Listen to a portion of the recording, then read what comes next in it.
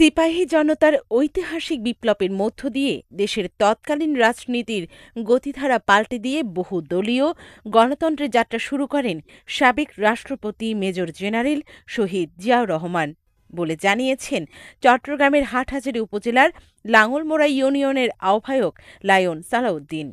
মঙ্গলবার বিকেলে জাতীয় বিপ্লব ও সংহতি দিবস উপলক্ষে চট্টগ্রাম হাটহাজারীর নাঙ্গলমোড়া ইউনিয়ন শাখার বিএনপি শোভাযাত্রার আগে সংক্ষিপ্ত আলোচনা সভায় হাটহাজারী উপজেলা বিএনপির আহ্বায়ক কমিটির সদস্য ও নাঙ্গলমোড়া ইউনিয়ন শাখার আহ্বায়ক সালাউদ্দিন আলীর কথা জানান।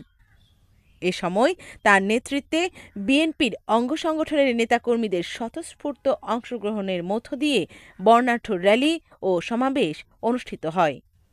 এ সময় অন্যান্যদের মধ্যে উপস্থিত ছিলেন নাঙ্গলমোড়া ইউনিয়ন বিএনপির উপদেষ্টা হাফেজ ফরিদুল আলম, যুগ্ম আহ্বায়ক মোহাম্মদ আজম মেম্বার, সদস্য Mohammad Shahabuddin, Shafiul Alam Babu, Solaiman member, Badiul Alam member, Mohammad Akhtar Hossain Bhutto member, যুগ্ম আহ্বায়ক আজম ডাক্তার, ইউনিয়ন ছাত্রদলের সাবেক সভাপতি নুরুল আফসার আক্তার, সাবেক সভাপতি আব্দুল জলিল সহ অন্যান্যরা।